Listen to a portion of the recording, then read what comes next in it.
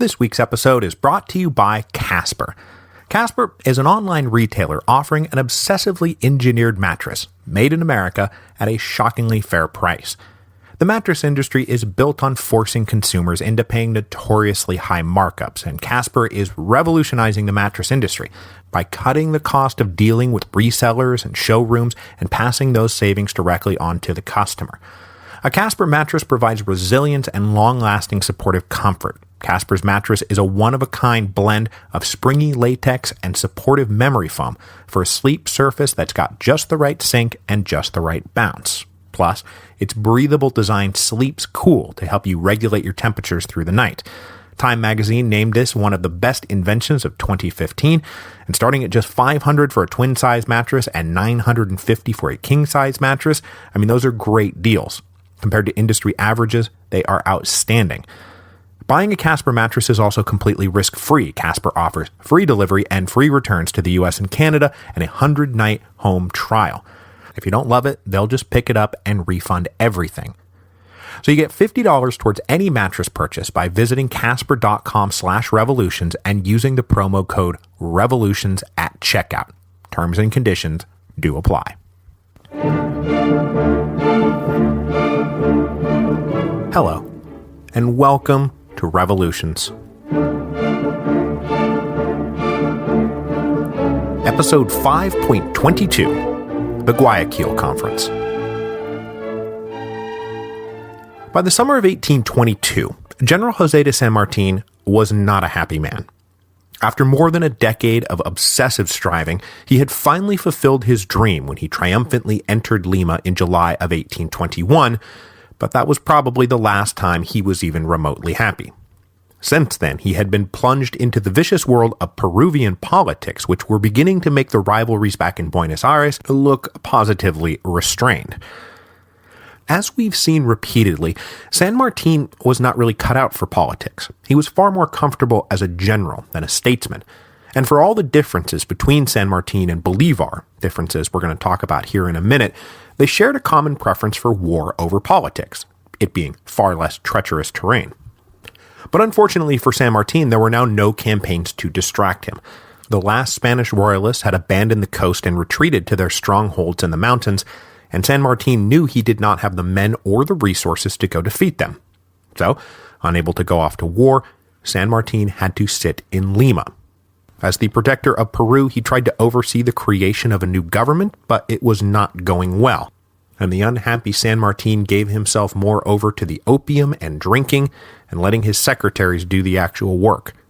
As the months passed, Lima's disenchantment with the protector began to grow.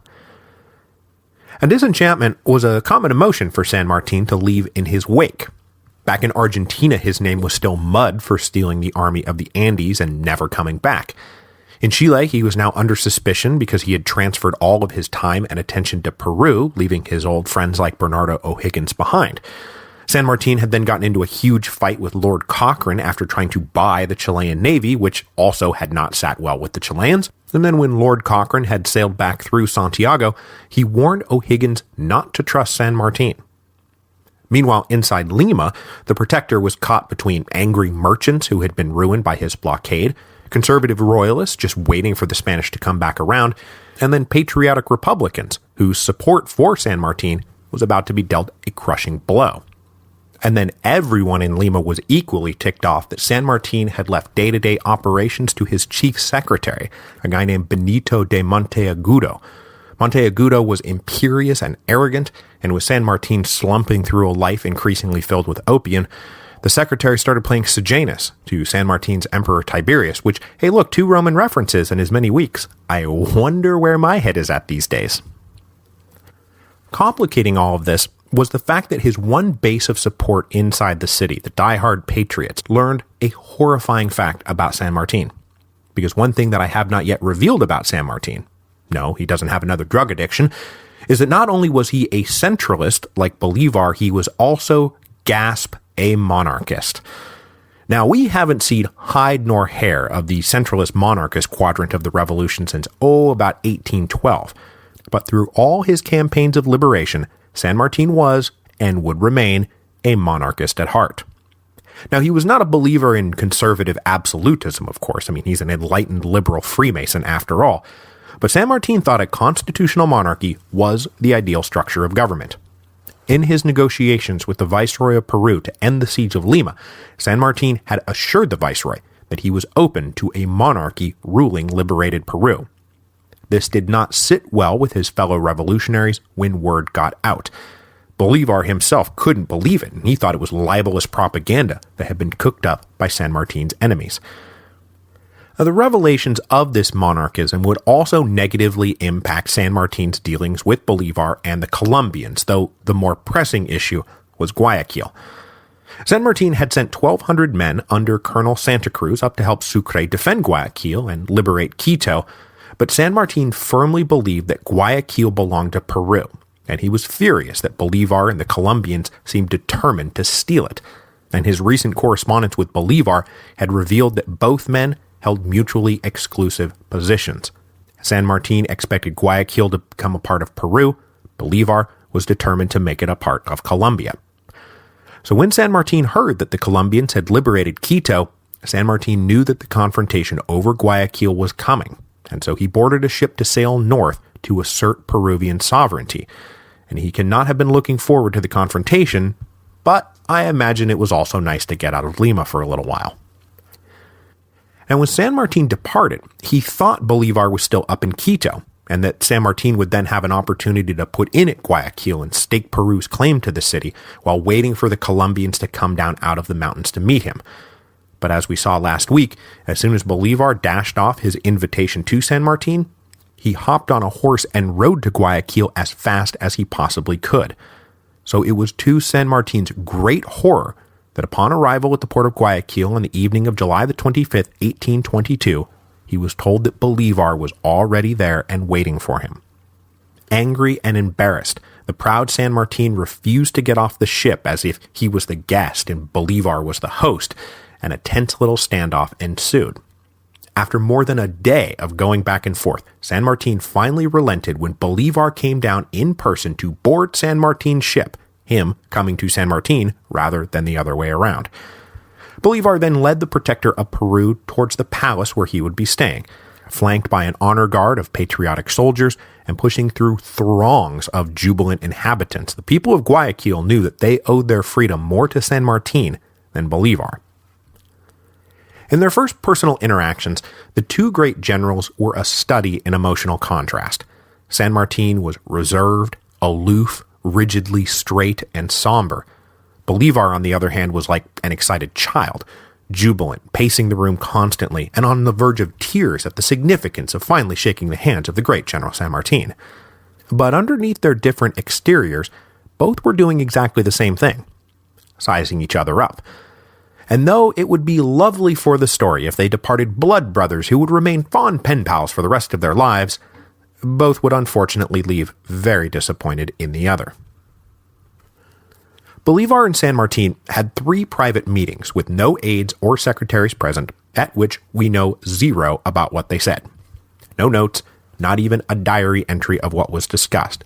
But thanks to the correspondence between the two men we do have, leading up to the conference and then immediately after the conference, we know basically what the topics at hand were and what their respective positions were. No doubt exhausted by all the politics, both men were likely happy to begin by focusing on military affairs. The interior of Peru and Upper Peru, the future Bolivia, were still in royalist hands. What are we going to do about it? San Martin basically wanted to know how many men Bolivar could provide for a campaign to dislodge the royalists, and was gobsmacked when Bolivar said 1,000. By San Martin's calculation, the Colombian army was 10,000 strong, so what is this "I only have 1,000 guys to spare" nonsense? He thought Bolivar was intentionally withholding troops, and nothing Bolivar said could convince San Martin that that really was all he could spare. And given how many Bolivar ultimately did go to Peru with, San Martin does kind of have a point here. Hitting an impasse over the army, they then ran into a similar impasse when they got to the big issue on the table, and that was the future of Guayaquil. San Martin said, of course it's for Peru, and Bolivar said, yeah, well, technically it was a part of New Granada, and therefore it is now a part of Colombia. and Bolivar would finally recommend putting it to a referendum, a vote of the inhabitants of the city. But San Martin was not happy about that, as democracies are made of easily manipulated mobs. This, of course, raised the uncomfortable reality of San Martin's monarchism, which not only didn't he deny, but he tried to convince Bolivar was the only way to go. Bolivar was absolutely crestfallen to hear these words come out of the protector of Peru's mouth. The Colombians were all staunch Republicans, and as much as it might help diplomatic relations with the kingdoms back in Europe, it would undermine South American solidarity if it was the Kingdom of Peru and the Republic of Colombia. By now, the two men were wary of each other's intentions and none too thrilled about their revolutionary colleague. San Martin thought Bolivar an excitable little prince whose dashing charms were just a cover for manipulative glory hunting. Bolivar thought San Martin a dour crank wedded to conservative principles that had no place in the new South America, to say nothing of Bolivar agreeing with Lord Cochrane's assessment that San Martin was careful and plotting to the point of cowardice. And it was also clear to Bolivar now that the situation back in Lima was not a bed of roses, that San Martin was not popular there, and that his Sejanus was rubbing everyone the wrong way. No doubt this was all partially informed by Manuela Sáenz, who was deeply plugged into Patriot society back in Lima. And in their final meeting together, Bolivar asked San Martin how things are going in Lima, and San Martin said, "Oh, they're going fine." And Bolivar said, "Oh, really? Because I've got a report of a coup against your secretary Monteagudo. He's been overthrown. What do you think about that?" And what San Martin thought about that was that it's probably time for him to get out of this altogether. The whole thing. Leave it all behind. But Bolivar and San Martin kept up a united front for the people of Guayaquil, and on their second night together, the Liberator and the Protector shared a great banquet. Bolivar acted as host, and San Martin as the guest of honor. They toasted to each other and to the glory of South America and to, etc., etc. The raucous dancing and drinking went on long into the night, where Bolivar shined and from which San Martin flinched, probably now pushed over the edge. Dejected, full of self-pity, and watching the energetic Bolivar steal the show, San Martin decided that his work here was done, that with his dream of capturing Lima complete, it was time to hand the rest of the job over to Bolivar, who was obviously greedy for the opportunity to win the final victory for himself. As San Martin would later say, there was simply not room in Peru for both of them, and San Martin was ready to be the one to bow out. At about 1 o'clock in the morning, San Martin signaled to his officers that he was ready to leave the banquet. His bags were already aboard the ship, and after bidding farewell to Bolivar, José de San Martin boarded his ship and sailed away without looking back. He had been in Guayaquil for less than 40 hours, and he would never see Simón Bolívar again. Upon his return to Lima a few weeks later, San Martin discovered that the story of the coup was true, that his secretary had been ousted from power. Now thoroughly dejected, San Martin hung around in town long enough for the first official meeting of the newly constituted Peruvian Congress to meet on September the 20th, 1822. At the inaugural session, he announced that he was resigning from the army and relinquishing any political power he might hold. The Congress rose to applaud him, to praise his name, to heap upon him honors that reached to the stars, but nobody made a move to stop him. If San Martin was ready to go, they were ready to see him leave. And that very night, José de San Martin sailed away from Lima, never to return. So now that Bolivar and Lima have both bid farewell to San Martin, I think it's time for us to bid our final farewell to him, too. Enormously weary from 10 years of revolutionary wars and plagued by physical ailments and drug addiction, you might think that San Martin would be dead within the week, but setting down his burdens appears to have revitalized him, although his life in South America was soon over. He passed back through Chile on his way to his old province of Cuyo. Now, he planned to settle amongst his old people, but the revolving coups back in Argentina now found the province under very unfriendly management. So by 1823, he was back in Buenos Aires, where he was treated with deep suspicion and encouraged to please keep moving along. His young wife having died while he was away on campaign, San Martin packed up his one daughter and sailed for Europe. They landed first in France, where the revolutionary liberal general was denied entry, forcing them up to London, where they stayed just long enough for San Martin to arrange passage to Brussels, where he would find his permanent home in exile. In Brussels, San Martin remained in contact with events back in South America, which were, just a mess of interconnected civil wars and foreign wars and everything in between. He actually sailed back to the Rio de la Plata in 1828 to lend a hand in the war against Brazil, but upon arrival discovered that another coup had put his enemies back in power, so he turned around and headed back across the Atlantic without even disembarking. So he was back in Brussels when the revolutions of 1830 broke out, and he was invited by Belgian patriots to lead them in their secession from the Netherlands, but he declined and moved to Paris instead. There, he was kept abreast of the further wars and civil strife back in his homeland, offering advice through a network of correspondents, many of whom were probably his old Masonic brothers, but he never returned to the actual fray. San Martin fled Paris on the eve of the Revolution of 1848 and died in Bologna in 1850 at the ripe old age of 72. When he sailed away from Peru, San Martin probably did not think that he had much longer to live. But shedding his burdens and leaving them for Bolivar, he managed to outlive Bolivar by 20 years. And in the end, he even found a few nice things to say about the Liberator. Once the Liberator was dead, of course. So the stage was now set for Bolivar alone. But like always, nothing was going to be easy for him. The royalists up in Pasto, who had surrendered after the capture of Quito, suddenly went back into rebellion in the late summer of 1822. And an old name was at the forefront of that rebellion because it was led by a young colonel named Benito Boves. That's right, the nephew of José Tomás Boves, the long-dead caudillo leader of the Legions of Hell. Young Colonel Boves gathered up royalist forces in the countryside outside Pasto, and in September 1822 started actively raiding the countryside. A month later, he was strong enough to enter Pasto with the help of sympathetic inhabitants and reclaim the city for God and the king. Frustrated that this rebellion was getting out of hand, Bolivar dispatched Sucre back up to bring Pasto under control. But the campaign turned out to be hard and bitter. Sucre forced a battle on November the 24th, but was beaten back. And he then had to wait a month before launching a more direct assault on December the 22nd. This assault drove Boves and the Royalists back into Pasto, with the Patriots following close enough behind that they were able to push their way into the city too. The battle ended in bitter street fighting, with the Patriot forces furiously venting their frustration on the population. Sucre's men slipped out of discipline and sacked the city, killing upwards of 400 civilians over the next few unruly days. But even after their discipline was restored, the punitive measures on Pasto were harsh. Royalist leaders were arrested and executed, although Boves himself got away, and then 1,000 more men identified as suspicious were conscripted into the Patriot Army and marched to their new assignments down in Quito and Guayaquil, most never being allowed to return to Pasto.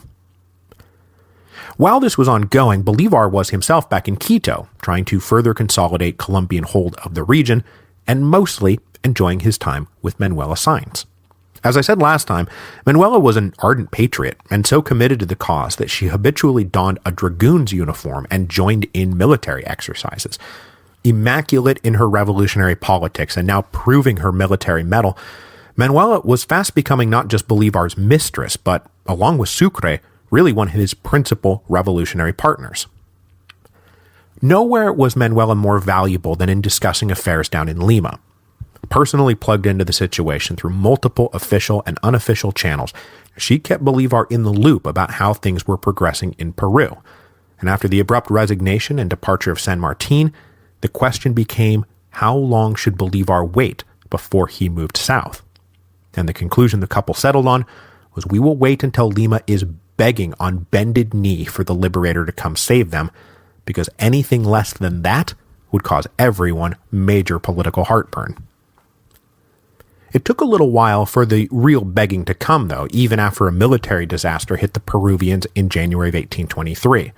The last 1,700 or so men remaining from San Martin's liberating army, so we're talking Argentinians and Chileans here, were cornered by a royalist army that descended out of the mountains and crushed them. All 1,700 men were either killed or captured. These were the best trained troops in Peru, and just months after San Martin's departure, the last forces he had brought with him, the final remnants of the Army of the Andes, was destroyed. This military disaster led to a political coup inside Lima that gave rise to a guy named José de la Riva Agüero. Riva Agüero wrote letters to San Martin begging him to return, but San Martin laughed in his face. Riva Agüero also requested aid from the Liberator, but Bolivar continued to bide his time, saying that he had not yet received permission from the Colombian Congress to leave Colombian soil. But really, this was about the begging not being hard enough yet. When Bolivar entered Lima, he wanted to be treated like the savior he believed himself to be. By the spring of 1823, though, events were finally moving Bolivar down to Peru. With Pasto and the surrounding countryside quiet and the rest of the cities in the region seemingly peaceful, Bolivar felt like he could now really get the ball rolling. Mustering the full strength of the Patriot Army, that is, those brought originally by Sucre and then what Bolivar had come down out of Bogota with, plus new recruits raised since their arrival, a good 6,000 total men, they were all sent down to Lima under Sucre's command to pave the way for Bolivar's eventual arrival. And you'll notice that 6,000 is quite a bit more than the 1,000 Bolivar said he could reasonably spare San Martin, which no doubt added a bit to San Martin's later griping about Bolivar's machinations. But transferring this army down to Peru led to a host of new problems. For one thing, it turned out the royalist rebels in Pasto had only been biding their time. As soon as Sucre departed for Lima with the bulk of the Patriot Army, Pasto re-rose in rebellion, forcing Bolivar himself to hastily raise a force of local militia that he personally led to re-suppress the rebellious city. Leading about 1,800 new recruits, Bolivar was able to put down this latest uprising at the Battle of Ibarra on July the 17th, 1823. Now, though this would not yet be the end of Pasto's resistance, it did help convince Bolivar that if he was going to be fighting, he may as well move on to the real show in Peru, rather than wasting his time and risking his life for rearguard actions. Fortunately for Bolivar, the situation in Peru was now getting pretty grim, and the begging getting pretty fierce, much of it now coming from Sucre. Having arrived in June 1823 with 6,000 reinforcements, the new president, Riva Agüero, said, "Good, I can lead these men out on campaign and start to clear the last of the damned royalists from my country." But San Martin's caution about going up into the mountains had never been about cowardice, always about a kind of ruthless prudence. 6,000 men was just not enough to get the job done. The march into the mountains alone was going to take its toll, and then they'd all have to immediately fight against well-defended royalist fortresses while likely suffering from altitude sickness. But Riva Agüero was ready to fight, and so out he marched. The big problem, though, was that this left Lima totally open. And as soon as Riva Agüero was out of the city, one of the main royalist generals mustered fully 9,000 men and pounced. Sucre, who had been left behind to manage the defense of Lima with a meager garrison, was lucky to have time enough to gather up the Peruvian Congress and deposit them in the fortress of Callao before the royalists entered the city. But this force was not here to occupy Lima permanently. That was no longer a part of the Spanish strategy. Instead, they resupplied themselves at will, with forced requisitions and tribute demanded from the inhabitants at bayonet point. Sufficiently stocked up with wealth and supplies, they then marched south to go track down the Patriot Army led by General Santa Cruz. So the temporary occupation of Lima was a bad blow, but it wasn't fatal. It did, however, convince the Congress in Lima that they absolutely had to get Bolivar down here right now, please, immediately, do it, we beg you. But just as Bolivar was finally hearing what he wanted to hear, he was also getting word of major trouble back home. Santander was now balking at Bolivar's request to keep moving to Peru. It didn't sound like Quito was well in hand, and the economic and political situation back here at home isn't, great. Santander did not want the entire economy of Colombia to go towards Bolivar's war machine. And then way, way, way back home in Venezuela, came news that might actually force Bolivar to turn around and return to Caracas, because the final coda of the Venezuelan War of Independence was about to play out. After the Battle of Carabobo in 1821, the last royalist garrisons had retreated to Puerto Cabello, and there, even now in 1823, they continued to sit. The Colombians wanted to take the fortress, but there was no point in wasting time, men, or resources trying to do it. No reinforcements were coming from Spain, and there was no way for the Spanish inside the fortress to break out. So it was annoying that they were still there, but not, anything to really trouble yourself about. Leading this last rump of Spanish holdouts was General Morales, he too of the old legions of hell.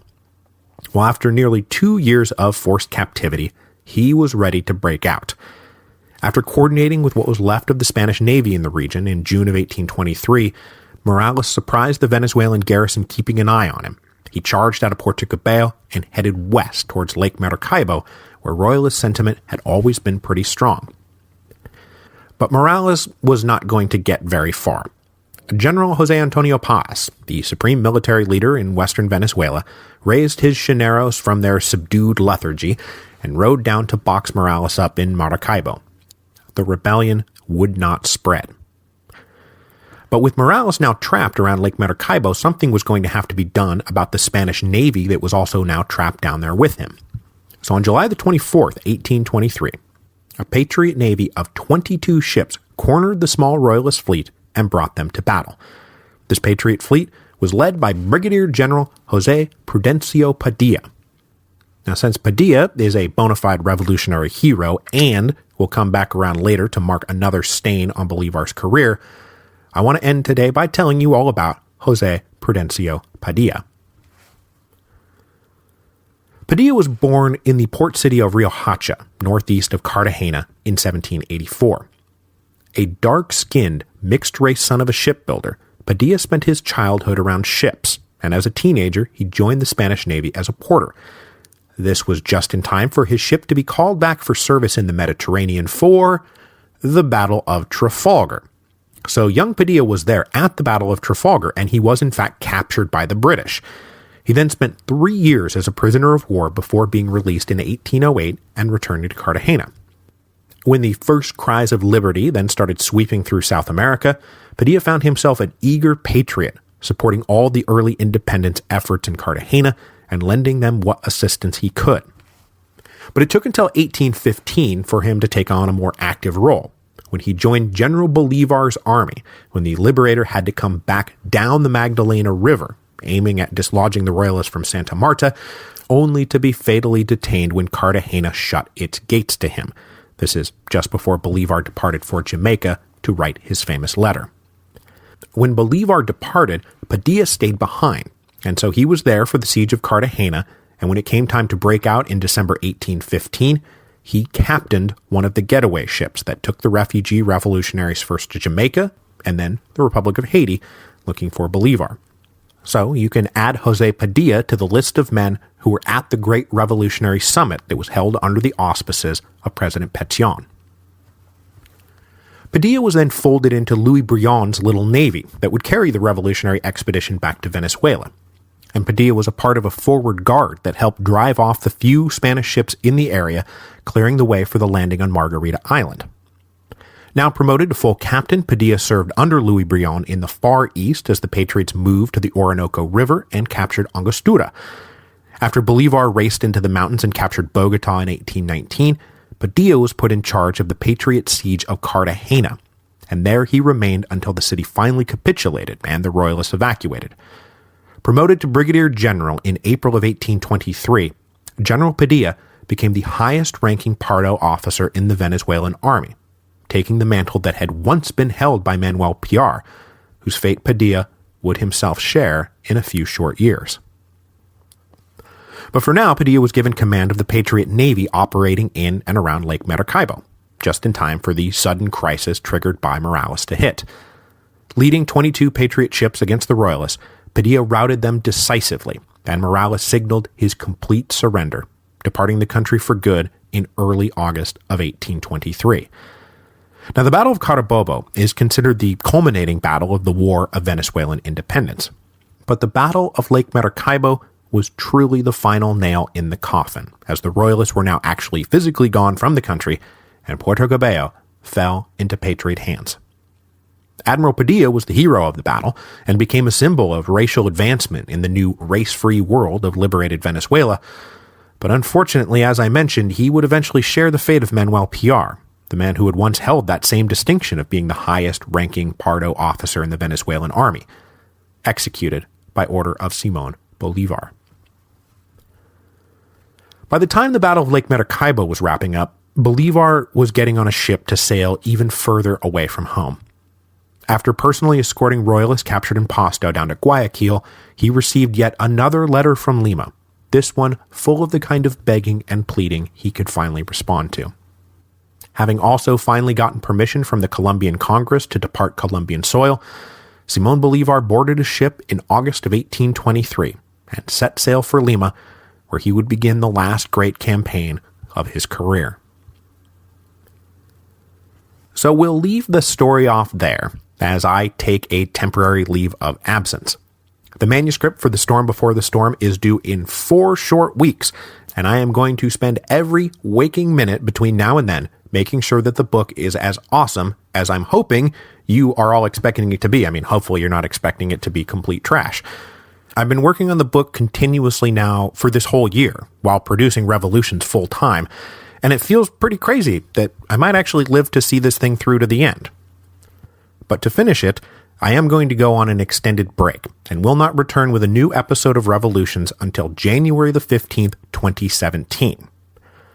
After I come back, we will do the final hard charge of Spanish-American independence, which should wrap up in another 5 or 6 episodes, as we liberate Peru and Bolivia, and then send Bolivar back to Bogota to dodge assassins and political enemies, en route to his depressing, but mercifully brief, 5th and final exile. Now, after we wrap up with Spanish-American independence, I have a sneaky little surprise for you. Simón Bolívar just so happens to die in 1830, which coincides with the July Revolution back in France, the revolution that overthrows the Bourbons and brings the constitutional monarchy of Louis Philippe to life. Well, since the 1830 revolution sets up the 1848 revolution, and since 1830 also sees the return of both Lafayette and Talleyrand for one last revolutionary hurrah, I thought it might be nice to follow up the epic that is Spanish-American independence with a palate-cleansing mini-series on the Revolution of 1830, 4 to 6 episodes. So, I'll be back on January the 15th to finish the epic that is Spanish-American independence, then we'll do a little mini-series on 1830, on our way to the insanity that is the revolutionary year of 1848.